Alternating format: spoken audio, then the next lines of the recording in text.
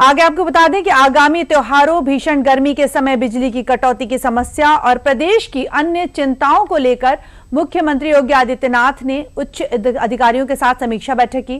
कानून व्यवस्था और प्रशासनिक समीक्षा बैठक के दौरान सीएम योगी ने अधिकारियों को अहम दिशा निर्देश भी दिए।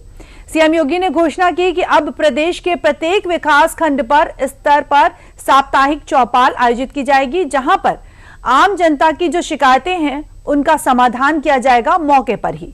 वीडियो कॉन्फ्रेंसिंग के जरिए हुई इस बैठक में मुख्यमंत्री ने कहा कि राजस्व विवाद, घरेलू हिंसा, अवैध वसूली और स्थानीय स्तर पर दर्ज ना होने वाली जो पुलिस शिकायतें हैं उनके मामलों को प्राथमिकता के आधार पर निपटाया जाएगा। तो कानून व्यवस्था समीक्षा बैठक हुई सीएम योगी की।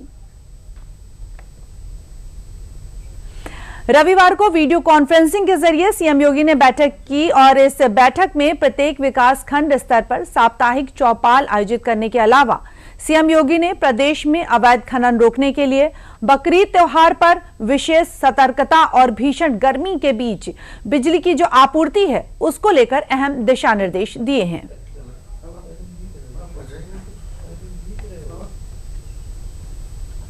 तो सबसे पहले आपको बताते हैं कि सीएम योगी ने अवैध खनन रोकने के लिए क्या कुछ दिशा निर्देश दिए हैं। बैठक में सड़क सुरक्षा और अवैध खनन पर सीएम योगी ने एक कड़ा रुख अपनाया है। बिना नंबर प्लेट वाले वाहनों के खिलाफ अभियान भी चलाया जाएगा। अवैध खनन रोकने के लिए विशेष टास्क फोर्स भी गठित किया जाएगा। अवैध तरीके से खनन करने वालों पर कठोरतम से कठोरतम कार्रवाई भी की जाएगी। साथ ही किसी भी दबाव या सिफारिश में आए बिना जीरो टॉलरेंस की जो नीति है उसके तहत कार्रवाई की जाए। ये कुछ जो दिशा निर्देश हैं वो सीएम योगी ने अपनी बैठक में दिए हैं। जांच के नाम पर आम नागरिकों का उत्पीड़न नहीं होना चाहिए और बकरीद पर सार्वजनिक स्थलों पर पशुओं की कुर्बानी की अनुमति नहीं है। और इसके साथ ही आपको बता दें कि प्रतिबंधित पशुओं की कुर्बानी पर पूर्ण प्रतिबंध रहेगा। कुर्बानी केवल पूर्व निर्धारित स्थलों पर ही की जा सकेगी और इसके साथ ही किसी भी नई परंपरा को बढ़ावा नहीं दिया जाएगा। नमाज केवल परंपरागत स्थलों पर ही अदा की जाएगी। बकरीद से पहले के कुछ जो सख्त निर्देश हैं सीएम योगी के वो हम आपको बता रहे हैं। सड़क मार्ग अवरुद्ध कर नमाज की अनुमति किसी भी स्थिति में नहीं दी जाएगी कि सड़क पर नमाज की जाए, तो इसकी अनुमति नहीं है। कुर्बानी के बाद निकलने वाले अवशेषों के जो निस्तारण की जो उचित व्यवस्था है वो हर जिले में सुनिश्चित की जाए। खुले में मांस की बिक्री पर भी प्रतिबंध रहेगा। अवैध बूचड़खानों के खिलाफ सख्त कार्रवाई की जाएगी। वैध की बात करें तो वैध बूचड़खानों में भी निर्धारित क्षमता से अधिक पशु नहीं रखे जाने चाहिए। और इसके अलावा सीएम योगी ने पर्वों के दौरान बिजली आपूर्ति, स्वच्छता और सुरक्षा व्यवस्था को लेकर भी विशेष सतर्कता बरतने के निर्देश दिए हैं। बिजली आपूर्ति, स्वच्छता और सुरक्षा व्यवस्था, जी हां, ये कुछ निर्देश जो सीएम योगी ने दिए। बता दें कि संवेदनशील क्षेत्रों में पूर्व से पूर्व फ्लैग मार्च किया जाना चाहिए। यानी कि बैठक में सड़क सुरक्षा को लेकर जो कुछ दिशा निर्देश दिए गए हैं उसके बारे में आपको बताते हैं कि बिना नंबर प्लेट वाले वाहनों के खिलाफ अभियान चलाए जाएंगे। अवैध खनन रोकने के लिए विशेष टास्क फोर्स भी गठित की जाएगी। किसी भी दिशा में कटौती स्वीकार्य नहीं है। बिजली की शिकायत मिलने पर तत्काल निस्तारण भी किया जाएगा। यह भी बताएं कि कितनी देर में आपूर्ति बहाल होगी। अधिकारियों को ये कुछ भी निर्देश दिए गए हैं। और इस खबर पर आइए और अधिक जानकारी ले लेते हैं। हमारे साथ जुड़े हमारे संवाददाता विकास सिंह जी। विकास, स्वागत है आपका। विकास, बताएं कि सीएम योगी ने उच्च अधिकारियों के साथ समीक्षा बैठक की और बैठक में आगामी जो त्योहार है उनको देखते हुए क्या कुछ जो दिशा निर्देश हैं वो दिए उन्होंने। देखिए, उन्होंने जो बैठक ली है तमाम सारे दिशा निर्देश दिए हैं जो अभी आपने बताया। सबसे बड़ी बात है कि बकरीद का पर्व आने वाला है, इसके मद्देनजर उन्होंने जो गाइडलाइन बनाई गई है प्रदेश में उनका पालन होना चाहिए।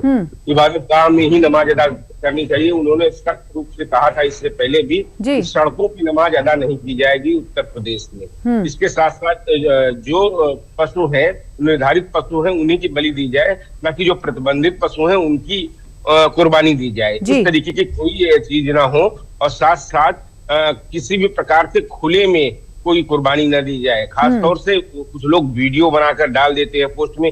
इसके लिए कुछ धर्मगुरुओं ने भी लोगों से अपील की है कि वो भी इस तरीके की चीजें न करें। जो भी नियम कायदे हैं उनके अनुसार ही पर्व मनाए। खुशी का पर्व है, उसको अच्छे तरीके से मनाए, खुशियां मनाए। खास तौर से जो खुले में एक समय था उत्तर प्रदेश में कि हम देख सकते थे, सभी देखते थे कि जब ऐसा पर्व आता था तो ऐसे में कहीं पर भी नमाज अदा की जाती थी। वह उत्तर प्रदेश में अब मुख्यमंत्री ने कहा है सख्त लहजे में कि यह स्वीकार नहीं है। और हमने देखा भी इससे पहले भी बीते वर्ष भी कि निर्धारित स्थलों पर ही नमाज अदा की गई थी और किसी भी प्रकार से कोई नई रीति न चालू करे। जो निर्धारित चीजें हैं, जो तय हैं, वहीं पर ये कार्यक्रम किए जाने चाहिए, ना कि नई जगह आप कुछ कर रहे हैं तो कोई नई चीज नहीं करनी चाहिए। और साथ साथ इस बैठक में बिजली से जुड़ी तमाम सारी बातें उन्होंने कही हैं कि शहरी क्षेत्रों में 24 घंटे बिजली आनी चाहिए, ग्रामीण क्षेत्रों में 18 घंटे, और अगर बिजली नहीं आ रही है किसी कारणवश तो ये बताएं कि दिक्कत क्या हुई है। जनता परेशान हो रही है, गर्मी का सीजन है,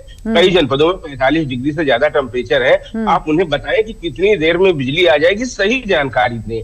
आमतौर पर होता है कि सही जानकारी न देने के कारण अव्यवस्था फैल जाती है और लोग इसी उम्मीद के कारण कहते हैं कि अब लाइट आ रही है, अब बिजली आ रही है, और परेशानी का कारण बन जाता है। जी, बिल्कुल। तो आदमी को सही जानकारी भी उपलब्ध होनी चाहिए। इसके साथ साथ जो अवैध खनन है, चाहे रोड सेफ्टी की बात हो, इन सब चीजों के बारे में दिशा निर्देश मुख्यमंत्री ने जारी किए हैं। बिल्कुल, जो जिस तरह के विकास, जिस तरह के दिशा निर्देश जारी किए गए हैं, उससे प्रदेश में सुरक्षा की बात करें या शांति की बात करें तो क्या लगता है कि इस तरह की जो व्यवस्था है इससे लोगों में किस तरह का संदेश जाता है?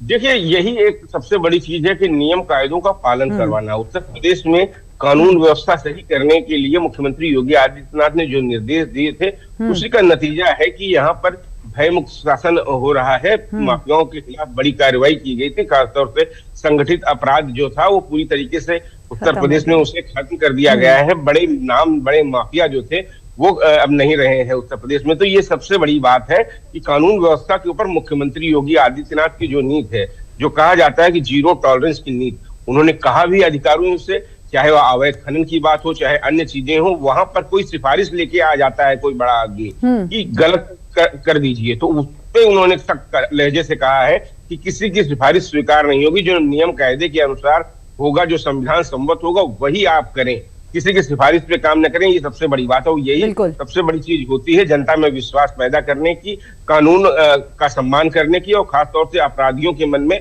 कानून का डर कायम करने के लिए। बिल्कुल बिल्कुल बिल्कुल, आपने सही बात कही कि जो बड़े निर्देश दिए गए हैं वो कहीं ना कहीं प्रदेशवासियों के लिए बेहद अहम है। बहुत बहुत धन्यवाद विकास हमसे जुड़ने के लिए।